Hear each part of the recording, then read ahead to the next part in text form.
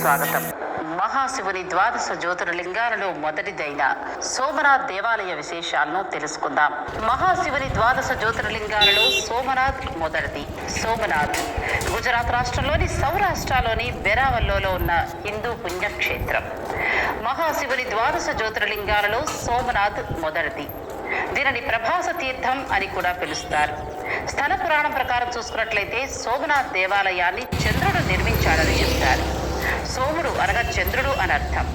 చంద్రుణ్ణి దక్షుడు శాపం నుండి విముక్తి చేసిన శివుని ఆలయం కనుక ఇది సోమనాథ్ ఆలయంగా చెప్పబడుతోంది. ఇక్కడి శివుడు సోమనాథుడు అయ్యాడు. శివుడు ఈ ఆలయంలో చంద్రుడి తపఫలంగా స్వయంగా ప్రత్యక్షమై స్వయంభుగా వెలిశాడు. 6 మార్లు ధ్వంసం చేయబడి నిర్మించబడినందువల్ల ఈ ఆలయాన్ని అక్షరమైన ఆలయంగా వర్ణిస్తారు. చివరిసారిగా ఈ ఆలయం పునర్నిర్మాణం జరిగింది జునాగఢ్ భారతదేశంలో విలీనమైన సందర్భంలో ఇక్కడికి విచ్చేసిన సర్దార్ వల్లభాయ్ పటేల్ ఈ ఆలయాన్ని దర్శించడంతో పాటు ఈ ఆలయ అభివృద్ధికి ప్రణాళికను కూడా ప్రతిపాదించారు. పటేల్ మరణానంతరం భారతదేశపు మరియొక మంత్రి అయిన కెఎం మున్షి ఆధ్వర్యంలో ఈ పునర్నిర్మాణపు కార్యక్రమాలు కొనసాగించబడ్డాయి. ఇక స్థల పురాణ కథనం గురించి మనం తెలుసుకోవాలి అనుకుంటే ఈ ఆలయాన్ని చంద్రుడు బంగారంతో నిర్మించాడని, ఆ తర్వాత రావణుడు వెండితోనూ కృష్ణుడు కొయ్యతోనూ నిర్మించారు అని ప్రతీతి. భీముడైతే రాతితో నిర్మించారు అని చెప్తారు. చంద్రుడు దక్షుడి కుమార్తెలు తన భార్యలు అయిన 27 నక్షత్రాలలో రోహిణితో మాత్రమే సన్నిహితంగా ఉన్న కారణంగా మిగిలిన వారు తమ తండ్రితో మొరపెట్టుకున్నారట. మామయ్యైన దక్షుడు ఆగ్రహించి చంద్రుడిని శపించాడట. తనకు ప్రాప్తించిన క్షయ వ్యాధి నివారణార్థం చంద్రుడు శివలింగ ప్రతిష్ఠ చేసి తపస్సు చేసిన ప్రదేశమే ఈ ప్రభాస తీర్థం.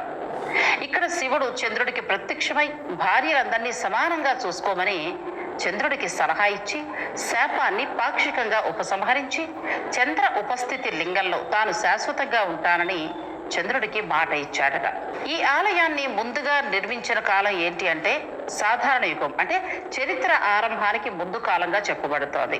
ఇక రెండవసారి యాదవరాజైన వల్లభాయ్ ముందు నిర్మించిన అదే ప్రదేశంలోని ఆలయాన్ని క్రీస్తు పూర్వం 649లో పునర్నిర్మించాడని అంచనా.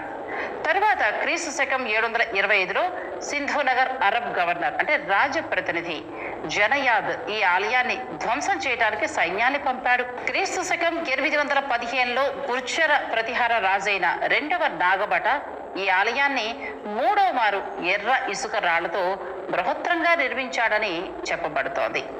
ఇక క్రీస్తు శకం 1024 సంవత్సరంలో గజనీ మహమ్మద్ థార్ ఎడారి గుండా ఈ ఆలయానికి చేరుకుని తన దండయాత్రలో భాగంగా మరోసారి ఆలయాన్ని ధ్వంసం చేశాడు.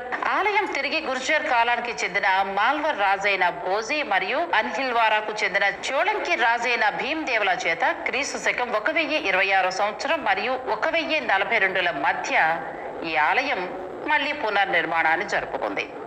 కొయ్యతో చేయబడిన నిర్మాణం కుమార్పాల్ చేత క్రీస్తు శకం 1143 నుంచి 1172 మధ్య కాలంలో పునర్నిర్మించబడింది. క్రీస్తు శకం 1296లో ఈ ఆలయం మరొకసారి సుల్తాన్ అలాయుద్దీన్ ఖిల్జీ సైన్యాల చేత తిరిగి కూల్చబడింది. క్రీస్తు శకం 1308లో సౌరాష్ట్ర రాజైన మదాసమ వంశీయుడైన మహిపాదావ చేత ఈ ఆలయం మళ్లీ పునర్నిర్మించబడింది. క్రీస్తు శకం 1326,